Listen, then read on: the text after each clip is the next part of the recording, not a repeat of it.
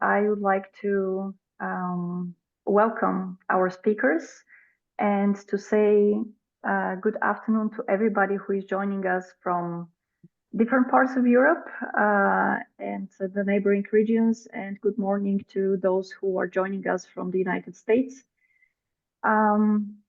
Once again, this is a series of discussions devoted to Bulgaria, different aspects of domestic foreign policy, of different problems that are part of country's presence and future. Our series is part of the Engaging Central Europe program of the German Marshall Fund, which is a non-partisan policy organization committed to the idea that the United States and Europe are stronger together. You can read more about the program on our website, and I would like to remind you that today's discussion will be recorded, and you can access it later on our YouTube channel of the German Marshall Fund. Please write your questions in the chat. Hopefully you will be able to also contribute to the discussion with your comments, and I will make sure that they are brought to the attention of our excellent speakers. My name is Asya Metodieva. I'm a visiting fellow of the German Marshall Fund of the United States, and I have the pleasure to moderate today's discussion devoted to the problems that the LGBTQ community faces in Bulgaria. Without further delay, I would like to introduce our speakers, and I would like to thank them, all of them, once again, that they agreed to speak today. Because there are a lot of issues that are part of the problems that the community faces in Bulgaria, and each of our speakers will point to different aspects.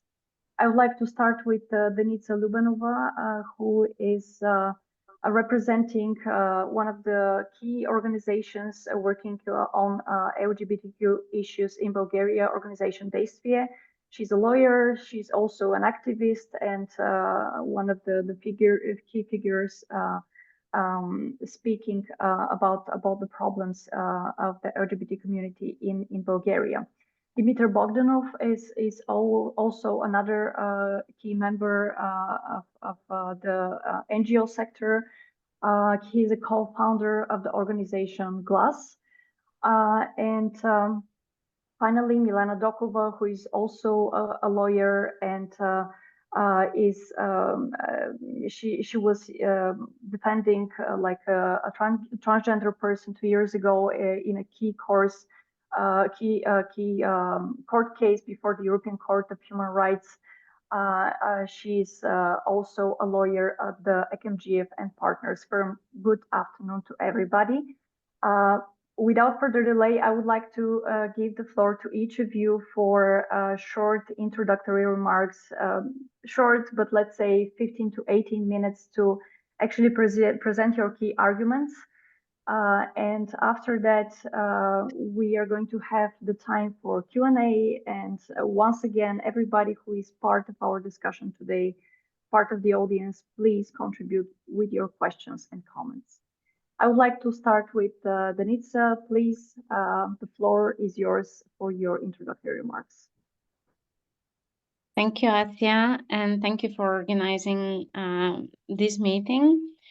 As you said, I'm co-chair currently of LGBTI organization Deystvie and a practicing lawyer. I will share my screen in order to make like few visuals on the situation of LGBTI families in Bulgaria.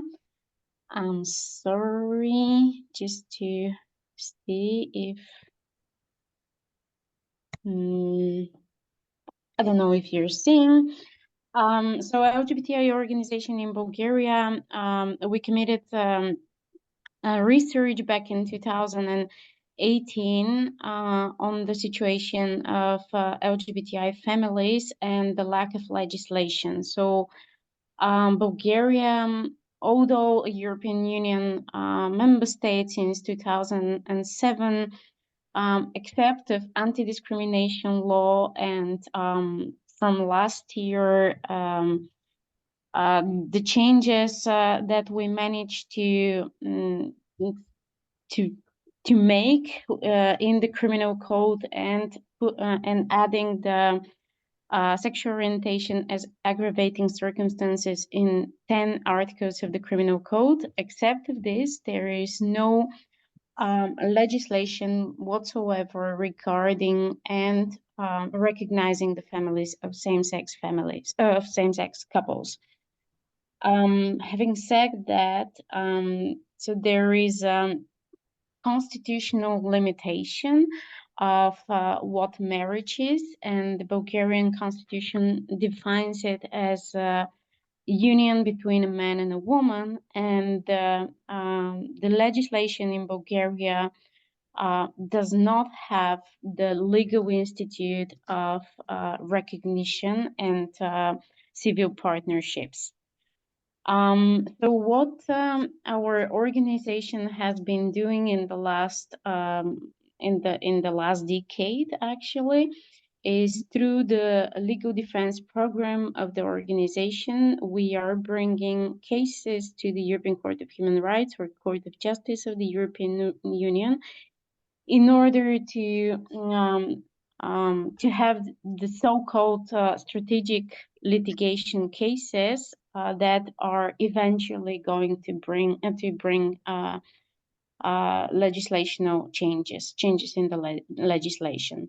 As we discovered during these 10 years that in the lack of political will, the litigation is basically one of the few ways in order to bring this positive change in the legislation.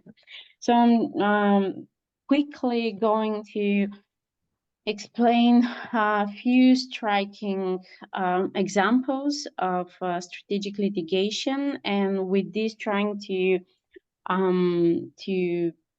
explain how big the problem is in Bulgaria. So in 2017, Deystvie started leading the case of Lily Babulkova and Darina Kuilova, which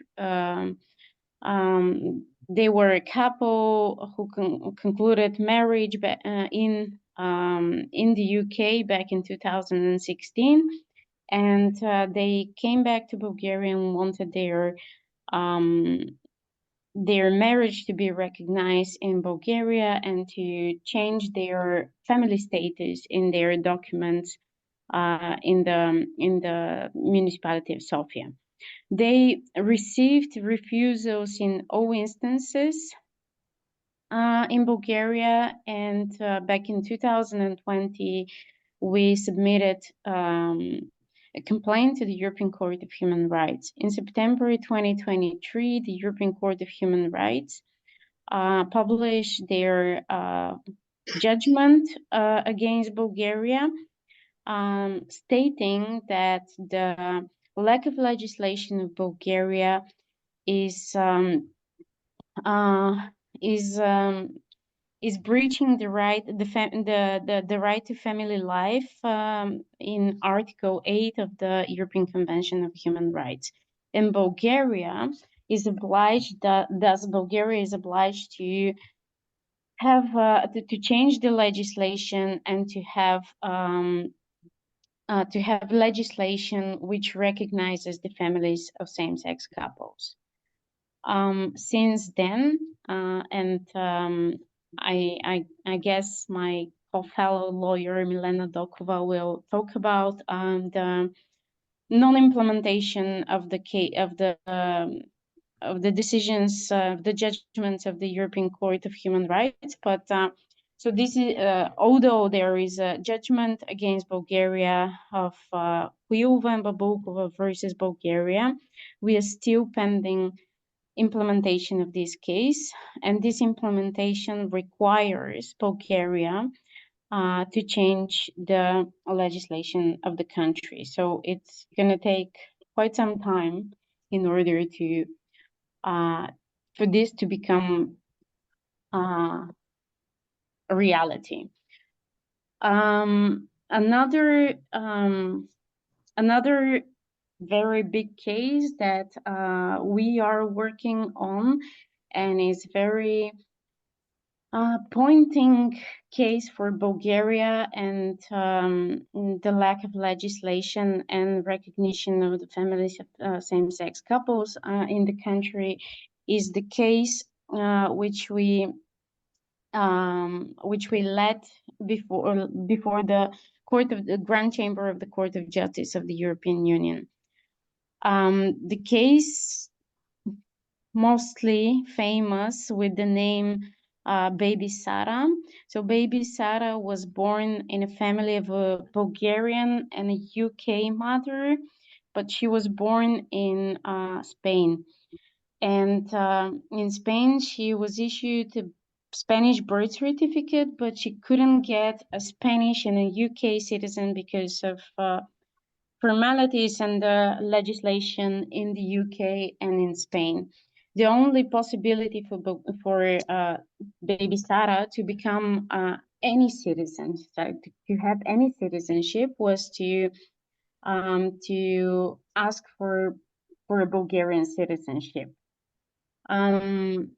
What so we received the refusal from Sofia municipality, district Pančerevo, and what the Sofia municipality was stating is because of the lack of legislation to recognize the same-sex families, Bulgaria cannot recognize the marriage concluded between these two women back in Spain, and Bulgaria cannot grant baby Sara Bulgarian citizenship because they don't recognize this relationship which was created between the two mothers. We complained against the judgment of the decision of Sofia municipality, and our case was sent was referred to the Court of Justice of the European Union. So basically, what the Court of Justice of the European Union stated in their final ruling against Bulgaria was that Bulgaria is not obliged to issue a birth certificate of the child, because the citizenship is something which the decision for granting citizenship belongs to the member states, but Bulgaria is obliged to issue a passport or an ID card to the child, regardless of firstly issuing a birth certificate. This the judgments of the Court of Justice of the European Union are obliged for the member states to be implemented, and they become part of the union law, and from there part of the member states law. Nevertheless, the ruling of the court was published in 2021, and in March last year, so in March 2023, the Supreme Administrative Court of Bulgaria stated that they're not going to comply with, in their final decision on this case, that they're not going to comply with the ruling of the Court of Justice, and based on evidences that they collected themselves, they stated that Sara is not a Bulgarian citizen, and with this they decided to close the case. What my legal team is currently doing is we started the so-called infringement procedure against Bulgaria. So we are proving to the European Commission a systematic breach of the union law, and we are expecting in May, June this year, the European Commission to open the formal communication with the government of Bulgaria for not complying with the EU law on this topic. What this brought to on a bigger scale, very quickly, because I think I'm running out of time. what the case of baby Sarah brought to the more global global field is because of these problems in cross-border situation and parenthood, and not being able to recognize the parenthood established in one member state to another when it comes to member states in Eastern Europe, especially Bulgaria and Romania.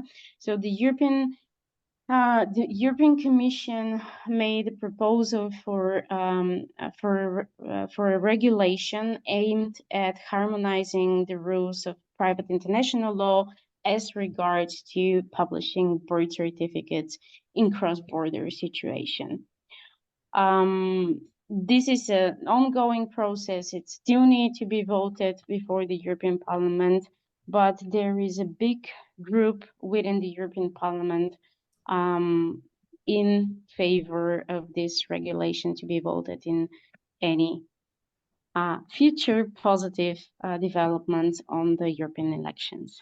So I think this is in brief from my side. Thank you for this introduction to the problems that same-sex couples face in Bulgaria. We're going to talk a little bit more about what you expect from the upcoming European elections and let's say the next parliament and the next commission. But now I would like to give the floor to Dimitar Boganov, who, as far as I know, is going to focus more on the social dimensions of the issues faced by the community in Bulgaria. The floor is yours. Thank you, Asya. Yes, as Denitsa described very well the legislation and the situation regarding laws in Bulgaria, but unfortunately the obstacles and the LGBTI community faces in Bulgaria are not limited only to this lack and deficit in the laws. I would give some examples and explain how this prevents LGBT people to live their life and to feel part of the society. So I will also share a screen, which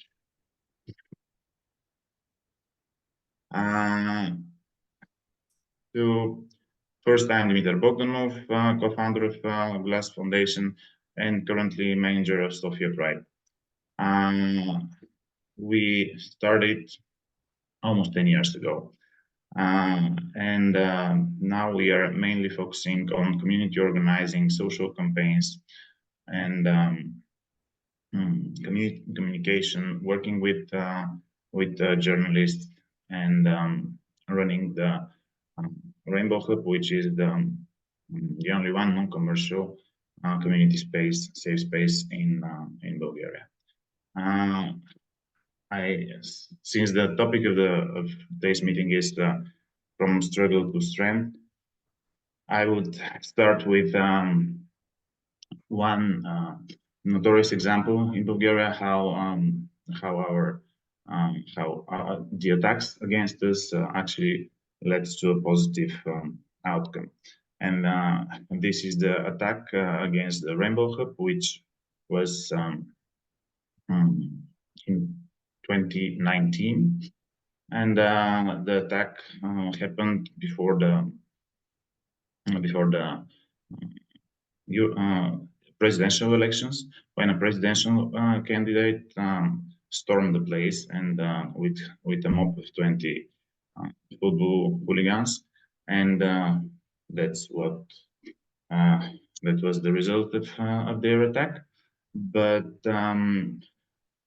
3 years later, we are now actually in a brand new premises in the city center with we renovated an old apartment which was given to us by the Organization of Bulgarian Jews, and now that's the new place, the opening of the place.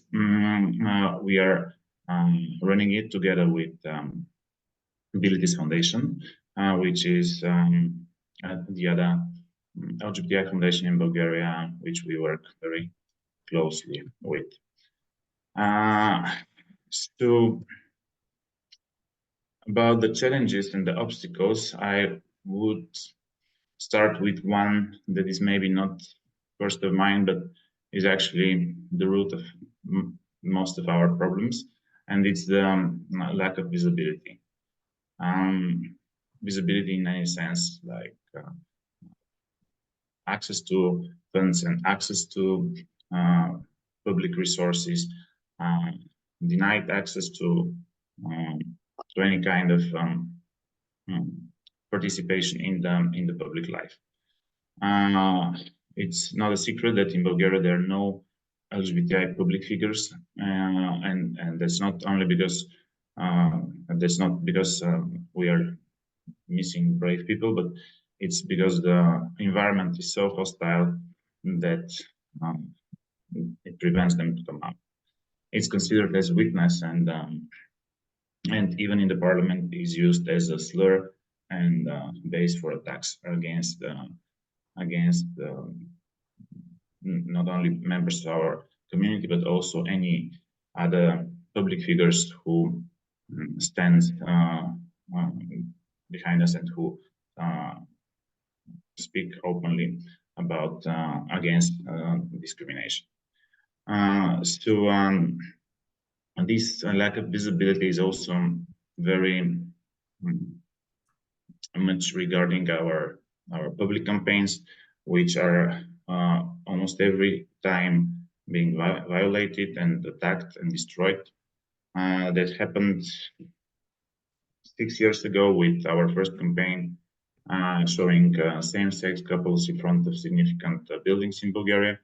Back then, the Commission Against Discrimination didn't find any hate speech or discrimination in this case, and let's show you. And this was the campaign, and finally, after the decision of the Commission Against Discrimination, the appeal court overthrew this decision, but then the Supreme Court again approved it, and now then you can say more about it. There is a case in the European Court of Human Rights. The international support and leverage is something that we are counting on, but definitely the lack of any public support and governmental support in Bulgaria is hurting us very much. The other thing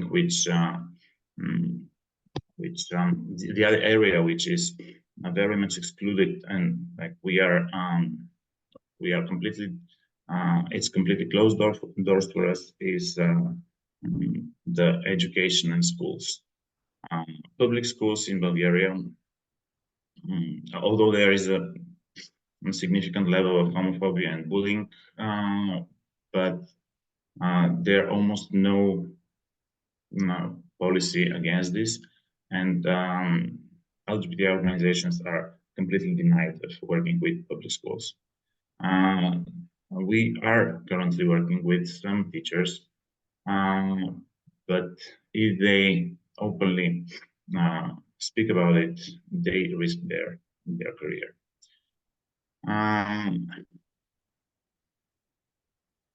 As Denis said, the political environment is also very toxic and very hostile, and the LGBTI topic is actually used in every elections by some political parties to gain voters, and we have been used as scapegoats for any election. So that's what we fear will happen this year again with the European and national elections, and that's what happened when the rainbow was attacked just in front of presidential elections. Although there there has been some change, and something that we are focusing very much the last couple of years is political engagement and working with different political parties, and that actually proved to be maybe one of the most important tools to legislation change, because with all the requirements and decisions of European courts and things, the political establishment in Bulgaria is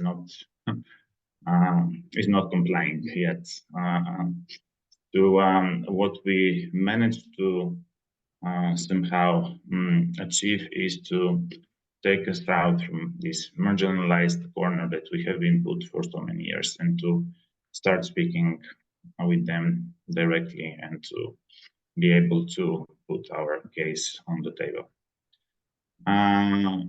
But as I said, in the parliament, it's like the toxic atmosphere is very much hurting the whole society and our community specifically.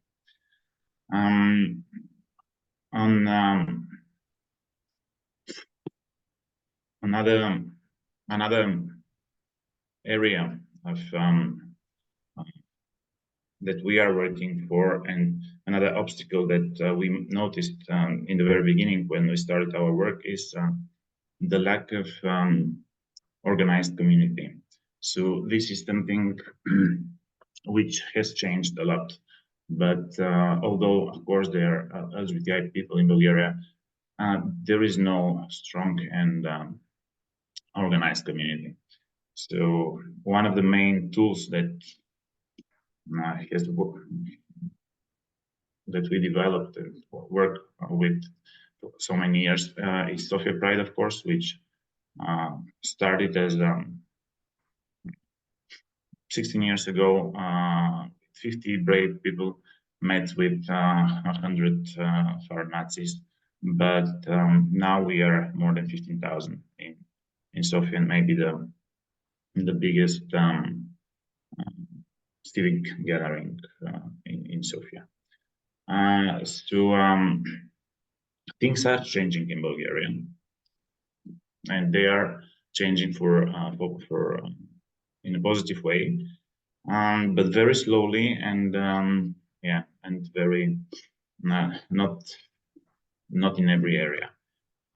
We have some solid data to prove this, because every year we are having surveys with the biggest agency in Bulgaria, and there is a stable tendency for better attitudes towards LGBTI people and towards our cause. I hope the politician will follow, because this is actually our biggest concern. That's everything from me, and I'm ready to answer questions. Thank you so much for your introductory remarks, and I should probably mention that we also recently published an article in which we also mentioned that basically no party in Bulgaria, as you said, in the Bulgarian parliament, includes the LGBTQ rights in their agendas. And so far, there is no openly LGBTQ politician in the country, or there is no discussion or political discourse that is constructive in this direction. I will be happy to hear more about your work with different institutions, local and national level. But as you said, conservative attitudes towards homosexuality and transgender individuals continue to shape public and political discourses. Now I would like to give the floor to Milena Dokova, who will, I guess, will continue the conversation about what legal gender is. And gender is often a concept that appears in political campaigns, as you as you mentioned, but what it means in legal terms, what the Bulgarian state understands, and how it limits the rights of LGBTQ people. Please, Milena Dokova, the floor is yours. Hello, and thank you for the invitation. I would like to say firstly that I'm very happy to participate in such a platform and to meet my fellow colleague Lyubenova and Mr. Boganov for the first time actually in such a platform. I would hate to begin by something rather pessimistic, but I would like to pick up on something that Mr. Boganov said in his final remarks, that he considers that we're rather moving in a positive direction. Unfortunately, my experience at first glance rather narrow. What I mean is that my experience with the Bulgarian legislation and seeing what Bulgarian courts render on this topic makes me feel rather pessimistic. And I consider that we're moving further and further away from what I would call positive development. And I will explain what I mean. My initial encounter with the rights of transgender people was 4 years ago. And I believe it started with a particular case with a person who contacted me, and a transgender person who had experienced who had initiated proceedings before national courts to change his data, his personal data in his ID and in his passport, because he or she considered himself female.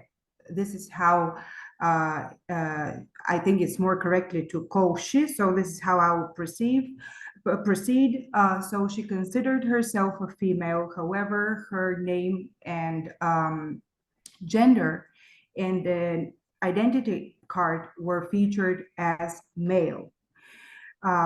This is a person who has all the necessary medical documentation, psychological reports, psychiatric reports, everything which is necessary to prove that not only it is recognized that he has a state of being transgender, transsexual, how it is called in the medical documentation, but it was also proven before national courts that this person was firmly convinced that he would like to be perceived by our community, by our society as she. However, what national courts did was simply deny such a change by saying that this contradicts Bulgarian national interest. It was not explained in the reasons of the court judgment what Bulgarian's national interest in this particular case means. What we can be sure of is that it was proven in this case that we had the individual, the interest of the individual proven. This is a person who is extremely intelligent, very well educated, and this change in the ID and in the passport is a precondition for her further development, because and this is an obstacle for her to apply for universities, for certain jobs, because every time she applies for such for university or simply for a job, she has to encounter the attitude of what is going on here. Why do we witness such a disparity between your appearance and what is featured in your ID cards? However, I think that what further happened is that we applied to the court, to the European Court of Human Rights, and we finally have a judgment against Bulgaria, in which it is said that the national courts cannot simply refuse such a change by the mere argument it contradicts the Bulgarian national interest, but should rather analyze the exact situation, analyze the proofs that they have, analyze the intention of the person and how he or she feels, and simply respect his right to private life, his right to self-determination, his right to gender identity, to sex identity, as it is called, and by the European Court of Human Rights. This is basically what Article 8 of the European Convention on Human Rights protects: right to private life, right to self-determination. However, since 2022, since September 2022, when we actually won this case, instead of reaching a rather quick and positive development, I have been witnessing further challenges. And what is more interesting is that further challenges, I mean that this is very mildly said. What we're actually facing is a total denial, a total refusal by the Bulgarian courts to respect the binding force of this judgment. But what I find is more frustrating, and which goes far beyond this particular case, is that we had two judgments, which I would call milestones, and which I think feature and are indicative of this negative development, which brings us further away from the values, from the European values, from the values that we actually have in our constitution, which are respect for those people, for everyone, basically, freedom, solidarity, equality, humanity. These are all principles that we have in our constitution. However, in those two milestones judgments, first of all, which are those judgments? I would like to mention the judgment of the Constitutional Court of the Republic of Bulgaria. This judgment is 2021, and it said that according to Bulgarian constitution, the Bulgarian constitution recognizes only two genders, male, female, and there is no third gender. However, the reason this particular judgment is important as an indication of the moods is that, first of all, they said that the gender in which we are born in predetermines our civil gender. So basically, they laid the basis for another judgment, which is of 2023, and this is the interpretative judgment of the highest court of cassation, which stated directly that the Bulgarian legal order does not allow change in the gender the way it is stated in our birth certificate, from this way it is stated in our birth certificates to the way it is featured in our ID. So basically, this is a direct hit against the rights of all the transgender people. The very reasons of those judgments are based again on something which is called national interest, on something which is called orthodox culture, but those are just just blank words which are mentioned without providing real explanation in what way could recognizing someone's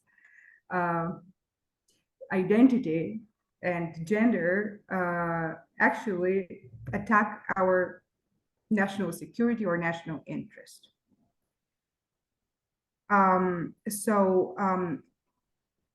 I believe that those I'm very frustrated by those judgments. First of all, because they show clearly also something very, very bothering, and it is that Bulgarian courts refuse to apply directly the articles of the European Convention of Human Rights.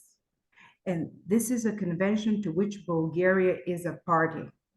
And if certain rights or certain legal procedures are absent in national legislation, then each one of us could simply refer to the convention and expect that it is directly applied.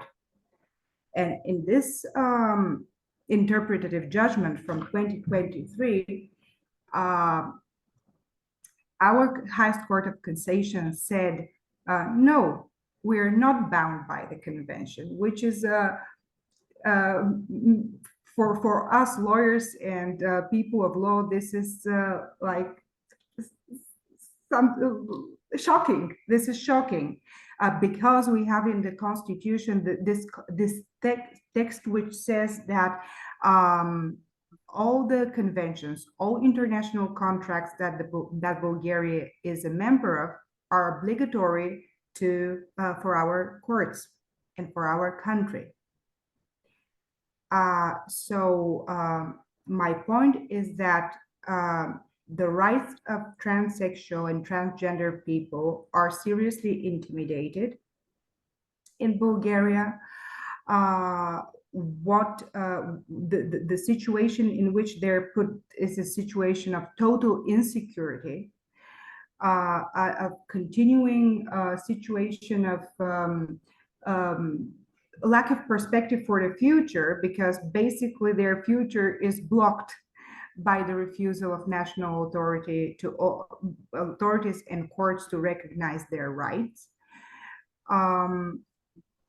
And the only way this problem could find a solution is by legal changes. However, I do not see the will for such legal changes to take place. Thank you. Yes. Thank you very much. Would you like to add something more here? I would just like to finish by saying that I find that there has been the whole issue with gender ideology, as it is called. I see it going back to 2018, when we also had this refusal of the Constitutional Court to accept the so-called Istanbul Convention. So it was again this national interest topic going on, and it continues to be a highlight reason for refusing to grant rights to LGBT and transsexual people rights. If I'm not mistaken, indeed, the Istanbul Convention boosted this usage of gender in political discussions and hate speech for the purpose of intimidating individuals and generally the community.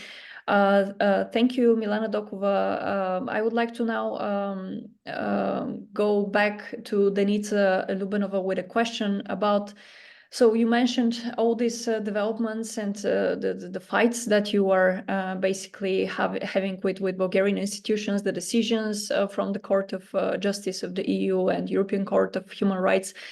Without this non-implementation from the Bulgarian institutions, how do same-sex couples live in Bulgaria? What are the ways out on a daily basis when it comes to dealing with administration, with raising children with just existing as normal citizens in the country, which limits their rights so to that extent. Thank you, Asya, for the question. Just to add on what my colleague Milena mentioned, what was talking about is the interpretative ruling of the High Court of Cassation of Bulgaria, the ruling on the baby Sarah case, the Bulgaria not wanting to implement, not wanting to implement judgments of the European Court of Human Rights and the Court of Justice of the European Union is not simply a problem of the LGBTI community in Bulgaria, it's a problem of the rule of law in Bulgaria. And this is something very important to be underlined. Just wanted to mention it. On the everyday problem, I mean, the everyday life of LGBTI families, what I can say is that it's really up to case by case in order to prove that the problem exists, as there is no legislation, as there are no researches on the life of LGBTI people. We have to prove case by case that there is really a significant impact on the lives of LGBTI people and families when it comes to discrimination against the community and against the couples themselves. So I will start from not being able to receive information on the status of the medical status of your partner, if the partner is in the hospital, not being able to donate cells or organs even to your partner because you don't have a marriage concluded. Not being able to inherit your partner, and when it comes to raising children together, of course, the problem on the one person not being recognized as a parent to the child, and with this bringing, of course, the same like non-information on medical status and inheritance against. But in all these cases, as I stated, like in order to show that there is discrimination, we need to bring these cases to the administration or to the courts. It really depends on the case. So how people are impacted, a research that I don't know if I mentioned it, a research that we have done back in 2018 is showing more than 300 rights in the civil legislation of Bulgaria that LGBTI people are deprived of just because of the lack of legislation recognizing the families and the relationship between same-sex couples. So this is a very big number of rights that we are deprived of. And now going to Dimitar Boganov with the next question. But before that, I would like to encourage all of you who would like to ask your questions, please post them in the chat. And I can see that there are some already, but before that, you mentioned that you are organizing Sofia Pride and that you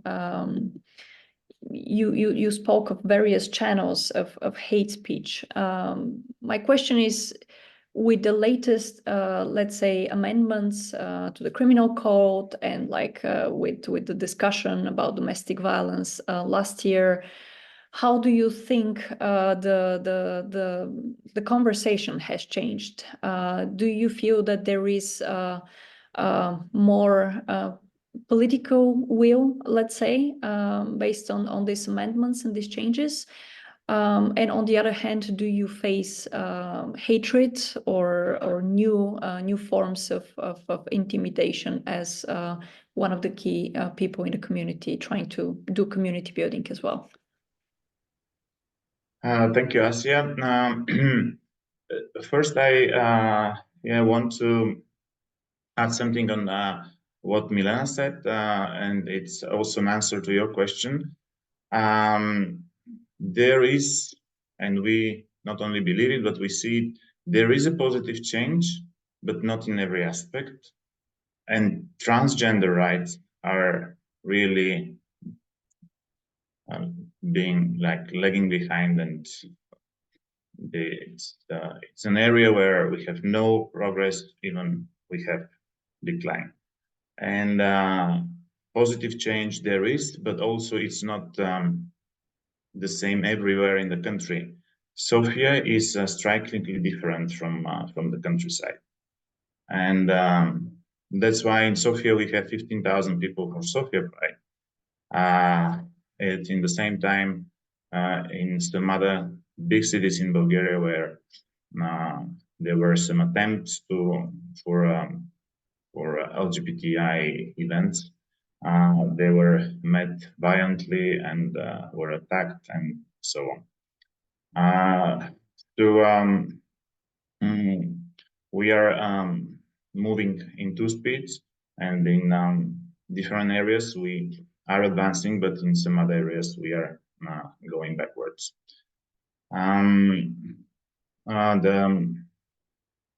What you said about the hatred and Sofia Pride, that's true. We are facing problems every year organizing it, and it's one event a year. Actually, the biggest problem we have are throughout the rest of the year, with the everyday threats that LGBTI people suffer in Bulgaria. It's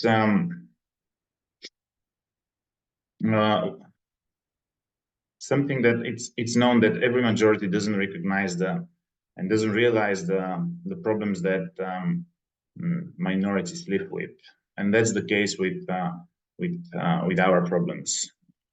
We had last year a series of trainings and sensibilization trainings with prosecutors, and we realized that they actually don't know anything about our community, and they don't even suppose what kind of problems we faced every day. So yes, there are a lot of deficit in the laws, but even those who are working with the law every day, even they are actually not realizing what we miss, and because they just take everything they have for granted, and that's a challenge to explain our case and to show our case. That's exactly what we do with working with political parties. What you mentioned, to not only to explain them, but really to show them how this affects our life. And yes, I think there is some understanding already. I hope it's not gonna be like a single victory every 20 years, but yeah, there should be more. There should be more visibility again. There should be more people coming out, more people come forward and state their problems and everyday challenges.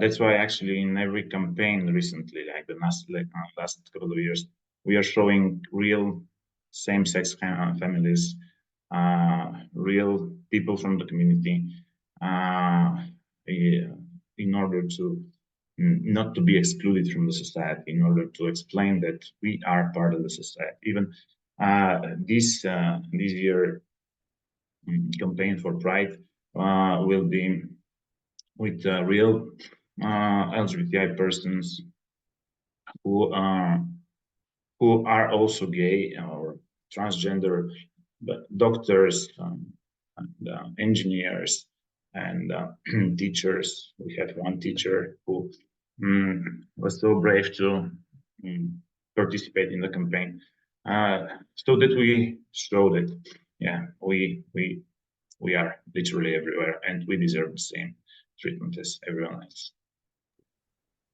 And now, Milena, Dokova, about the legal strategies, because you mentioned the complete denial from Bulgarian courts. What is the way to fight back, in a way? And we have all these decisions coming from, and conclusions coming from, the European courts. We also have like a ongoing political limbo and political crisis in Bulgaria, which probably also affects the long-term decisions and efforts in this direction. But when it comes to, let's say, the way to respond, are there any ways to respond to this complete denial, and how do you see it as a strategic state approach? Because you mentioned that there was also like a reference to a national interest in one of the court decisions.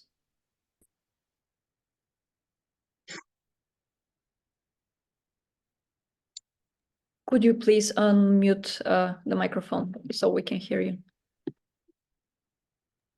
Sorry. The national interest, whatever stands behind it in the minds of those who are supposed to apply law and conventions and protect our rights. Speaking of a strategy, what strategy could we offer? In the first place, if we start with the particular cases that we have.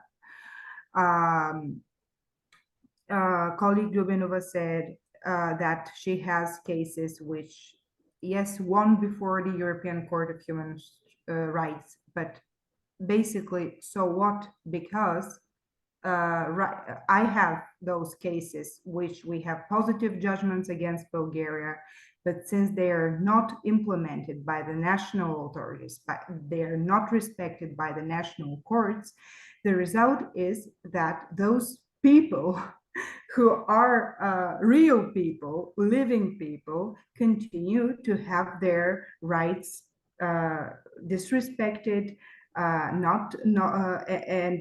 cannot proceed further with their lives, as I basically said. So this disrespect for those judgments has direct implementation and direct repercussions for everyone's life. So one possible way to basically fight against this refusal by the high courts to apply the convention is to rely on the lower national courts when facing another case, a new case, to simply apply either the Convention on Human Rights or the Bulgarian Constitution, because the Bulgarian Constitution still has the very fundamental rights there, which have to be respected there. They are there. So we appeal to those national courts, we appeal to those national judges to apply higher norms directly and thus provide respect for human rights.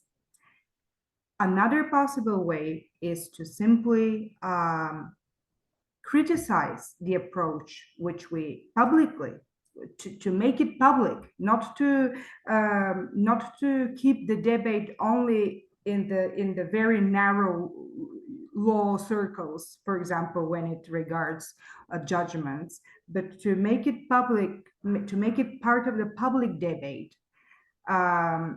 so that greater maybe public pressure could be imposed on the way those cases are viewed. Maybe you see already the question to the other two speakers. I think it's mostly a question to them, Denitsa and Dimitar, regarding the help that can potentially come, and it's coming from international donor organizations and community. What are the ways to support organizations in Bulgaria more effectively, and what are the specific issues and topics and also approaches that donors should focus on and consider? I'm actually happy that today we focus on like several different but also overlapping topics. So it's been a great overview. But like if you can tell us a little bit more about let's say your needs as organizations.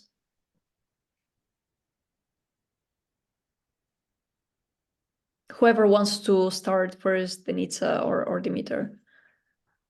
I was seeing that Dimitar unmuted himself, but I can go on. I will start with an example. Here we are basically all the people that participated in this very big change in the Bulgarian legislation. So as it was few times mentioned briefly, but not explicitly, in July last year, 2023, together all the LGBTI organizations in Bulgaria, with the help of the National Assembly, we managed to make certain changes in the Bulgarian Criminal Code and adding aggravating circumstances as on the basis of sexual orientation. But this fight started 30 years ago, and the legal company that Milena Dokova is working with, they had a very big impact on how this big process developed. So the Ekimjiev company litigated the case of Christina Stoyanova on the murder of medical student Mikhail Stoyanov before the European Court of Human Rights, and this ended up with a judgment against Bulgaria, with a request of Bulgaria to change the criminal code of Bulgaria. This international tool was used. We, as Deystvie, participated as third-party intervention in this, and Bulgarian Helsinki Committee in this judgment. But meanwhile, what we have been doing as organization is for the last 5 years, we've been training police officers, sensitivity training of police officers, to prepare these police officers when the legislation is there. So from 2018 until 2024, when this legislation is already into force, we have over 400 police officers, investigative police officers around the country, and they are ready to investigate. We've created focal points around the country to reach out to these police officers. So what I'm saying with this is one very big aspect of possible advancement of the LGBTI rights in the country is to invest in trainings of sensitivity trainings of civil servants, of law enforcement, of also research. Research is is obligatory as a starting point from where we start from to fight for the rights of the community. And supporting political activities, working with politicians. What also Dimitar mentioned is in the last 2 years, well, more, but very actively in the last 2 years. We've been working with political parties from different political parties in order to bring positive changes. And of course, last but not least, strategic litigation is something which is proving, and litigations like discrimination cases, something which is proving that there is a specific need and specific breach of the rights of LGBTI people in Bulgaria. In order to prove that there is a lack of rights, the only way to prove this and like to document it is through signals or cases brought in front of the specific institutions.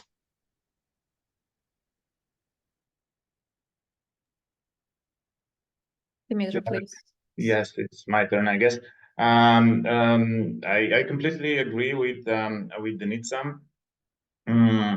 The international leverage and international pressure is maybe one of the most influential and important tools that we have, through the decisions of the courts, through the work of the European Commission, and through any other international partners of the Bulgarian parties that that are involved in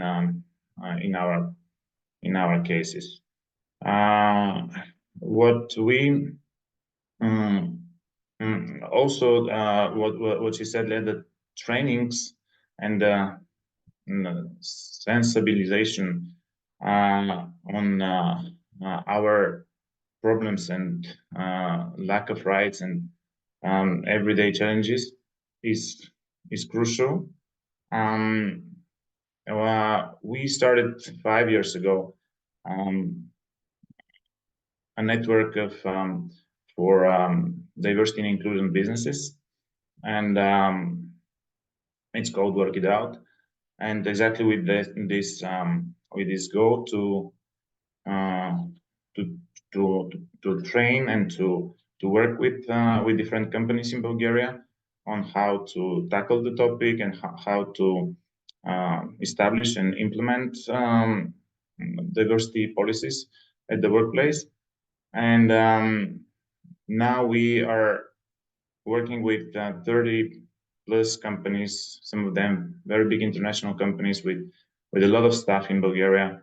And we are convening like up to 10 trainings every month.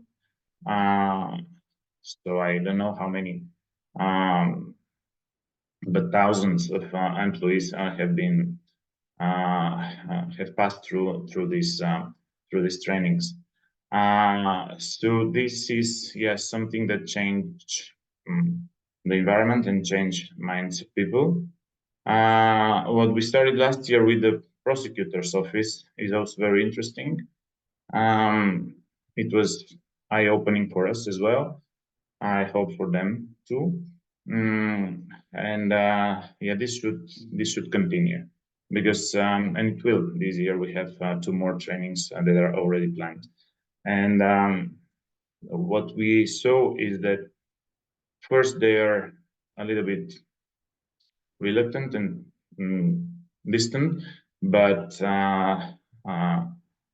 when they see real LGBTI people with their real problems, because we have like same-sex couples and families, and like we show them real people, how we live, so they start thinking about the topic. So yes, international support is crucial and very important.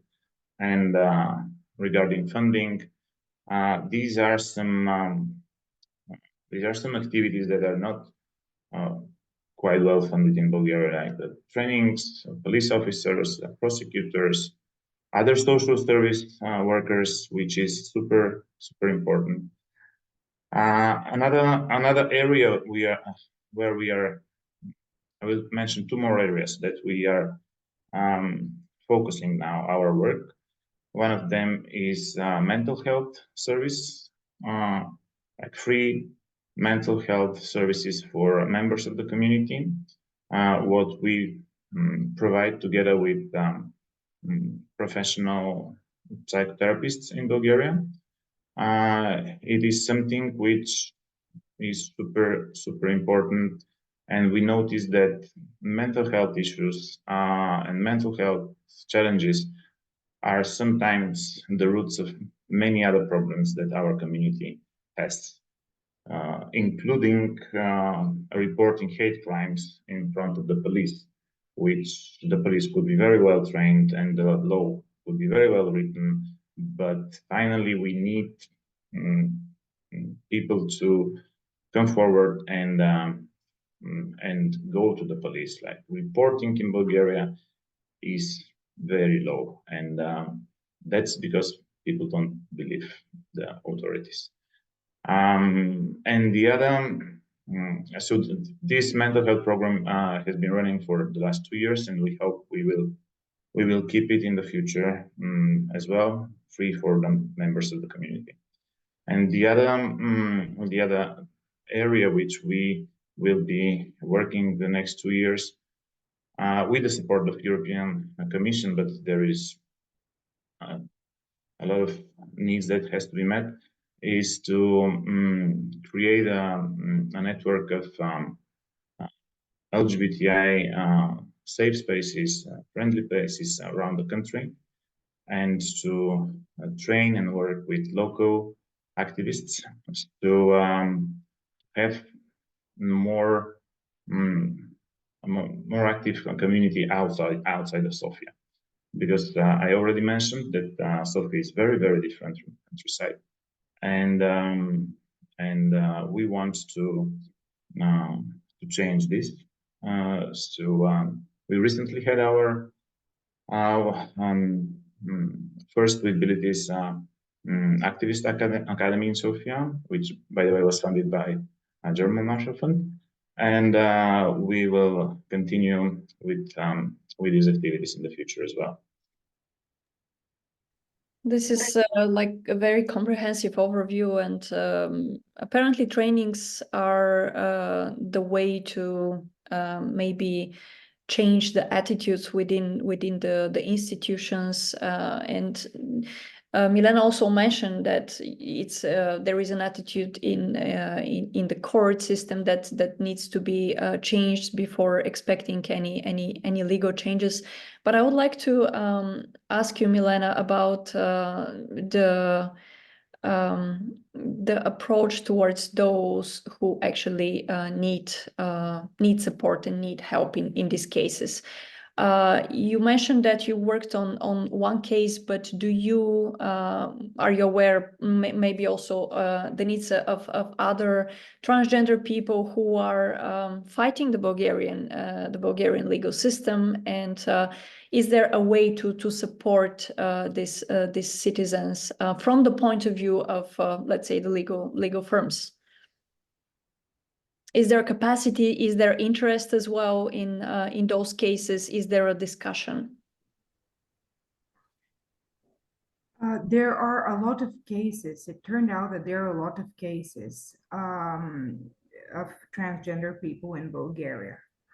Honestly, I was surprised that that such a great number of people actually, I mean, by great number of people, I mean, given how big Bulgaria is and given the population of Bulgaria, have this issue, and how they would like to settle it down by finally having their gender featured correctly in their view, the way the gender that they perceive that they belong to in their identity documents. So there are a lot of cases actually. There has been a growing frustration after this interpretative ruling or judgment that we spoke about. Actually, in my view, my colleague Lyubenova has been dealing with such cases for a longer time. For me, it was very impressive how how many people actually contacted us after this judgment to share how frustrated they are. And this is how I realized that there are a lot of people who are undergoing such they have their cases pending before national courts, and they were in a position in which they should decide. So their situation of insecurity was even worsened, because if before this interpretative ruling there was some hope that Bulgarian courts could allow the change that they strive to achieve, after this ruling, it became highly, highly unlikely, since it has binding effect on the courts, that they will, the proceedings before national courts will have a positive outcome. So they asked a lot of questions. What should we do in order to finally settle this issue and continue with our lives? Should we waste resources before national courts, or should we continue directly and apply to the European Court of Human Rights? What will happen afterwards? What will happen to us after an eventual positive judgment of the ECHR? I believe that there is a need for, certainly a need for professionals to be dealing with this issue, with the issues of LGBT and particularly transgender people, because this problem is existent, and and there are a lot of people, quite a lot of people, who actually are the victims, I would say, of the approach of the national courts and of the national authorities. I would like to add that my communication with those people has shown that totally beside the judicial, beside the legal support, that they really need psychological support, that they're in a real need of such support, because of their sensitivity, because the way such protraction of proceedings with years affects their self-esteem, their sense of dignity, and their sense for the future. Denitsa, if you'd like to add something. Yes, thank you. I would add on the legal gender recognition, and we've now we are expecting the ILGA Europe's rainbow map to be published soon, and in the new term which is covering the new rainbow map, the legal gender recognition in Bulgaria will be mapped as banned, and this is very important for the international community. And for the visibility of this problem, is that the trans people currently in Bulgaria are literally non-existent. And what I would add on what Milena said is, except of together with legal support and psychological support, the trans community needs medical assistance, because the art therapy that the trans community needs to take is basically non-approachable for them, because the art, because it's changing the physical but also certain biological aspects, is kind of accepted as a criminal offense in Bulgaria. So most of the endocrinologists in Bulgaria are refusing to prescribe certain medications. But also supporting finding jobs for the trans community, because being underrepresented and their physical appearance not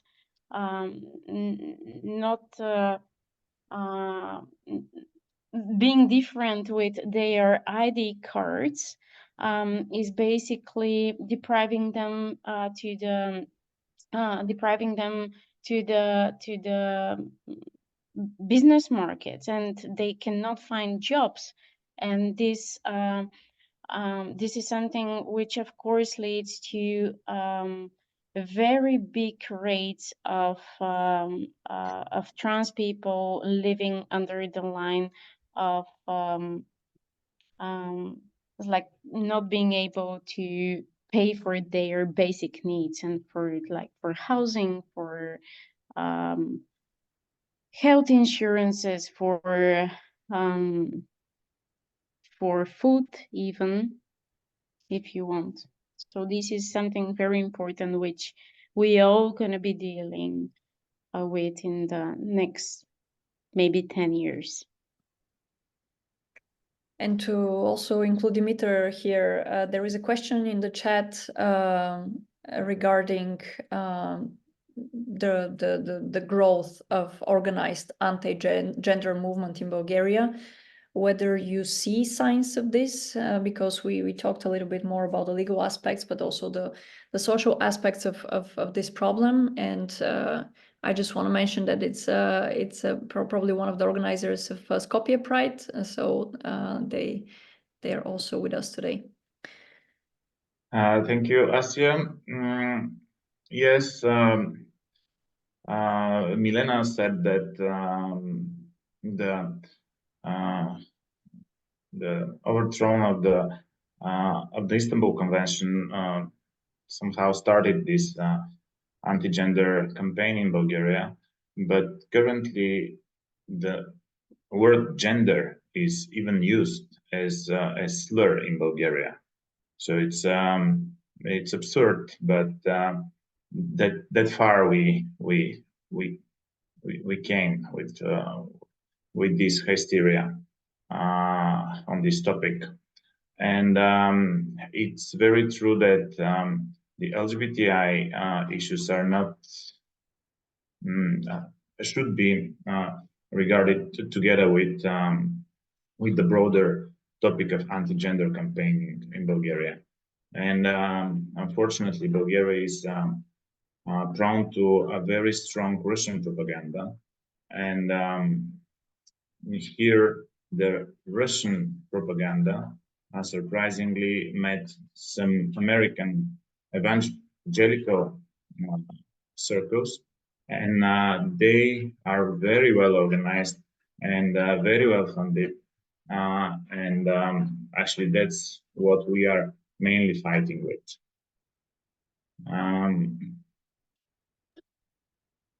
To maybe, yes, would you like to add something? I didn't want to interrupt you. No, it was something that Denitsa said that I want to add, but it's not on the same topic. Because we started with this a program for career consultations and specifically for transgender and for non-binary people. And what we see that actually there are some significant number of people reaching out to us from the countryside and from Sofia. And on a positive note, I would just say that in half of the cases, their gender is recognized by their employees. So mainly in the international companies in Bulgaria, the lack of legal gender recognition doesn't mean that they cannot use their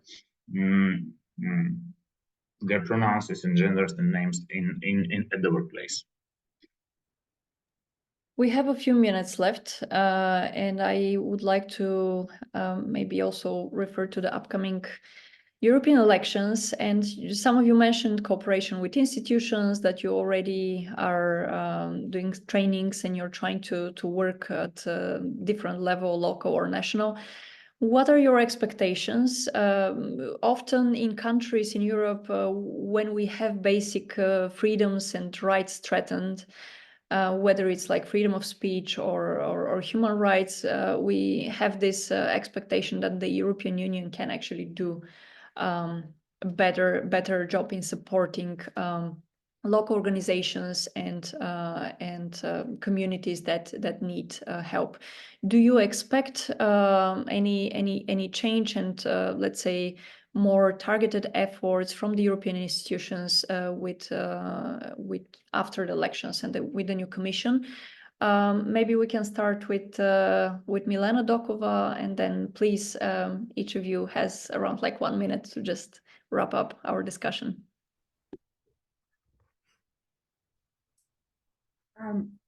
For the last maybe more than 20 years, unfortunately, I think we would agree that positive change in Bulgaria has been the result of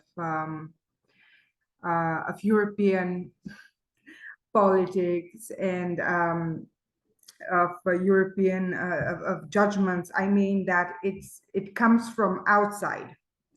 Positive change, unfortunately, comes from outside by setting certain standards that we should abide by.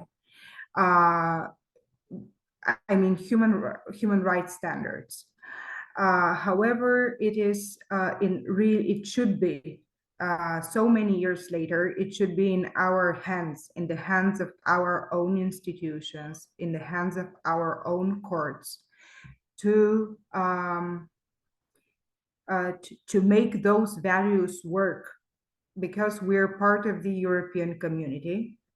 We are member state of the European Union, and as such, we should act as such a member state of this community. We share the same values, and we should not perceive them as something outside of Bulgaria, something foreign, as something which is foreign to our basic roots or orthodox roots or national interest, because it's not true. So once we embrace them as our own values, only this way could be possibly moving forward, in my view. Particularly regarding the LGBTI rights, I believe that the European authorities and institutions have done quite a lot, and they have not ceased working on those topics and supporting us. So I believe it's in our own hands to make those values, as I said, work. Denitsa and Dimitar. I just want to add on what Milena has already said, is that 60%, for example, of the budget of Deystvie comes from the European Commission. And this might as well change in case the election do not go very well, and the Commission will have to take a more restrictive way and to restrict possible fundings toward LGBTI rights of advancements in countries like Bulgaria, Romania.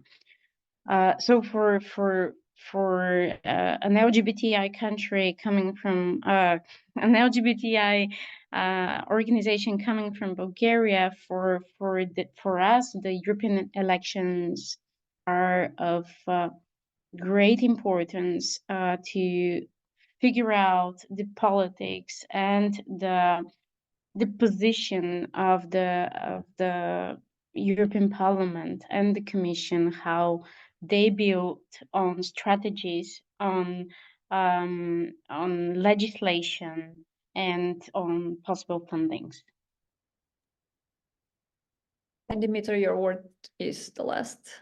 Yeah, I will be very brief. I agree with Denitsa. Our funding is also coming mainly from the European Commission, besides some other international donors and businesses we work with.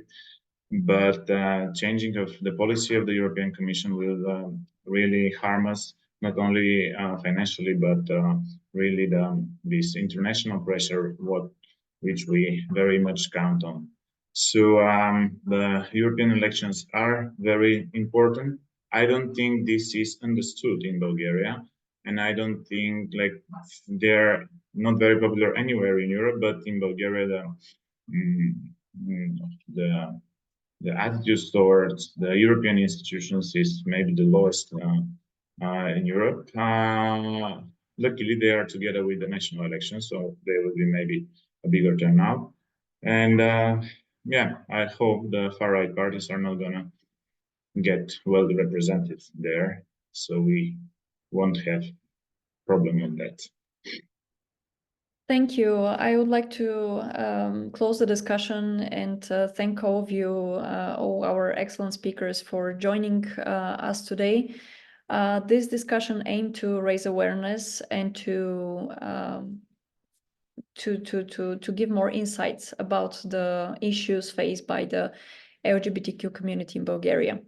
We really hope that this is going to bring more support, and of course, when it comes to the discussion, that we managed to contribute to the discussion on these key topics. Thank you once again. The video of this discussion is going to be uploaded to the GMF YouTube channel, so you can see it later there, and of course share it with your network. Wish you a lovely rest of the day, and hope to see you in the next webinar. Thank you. Goodbye. Thank you. Thank you. Have a nice day.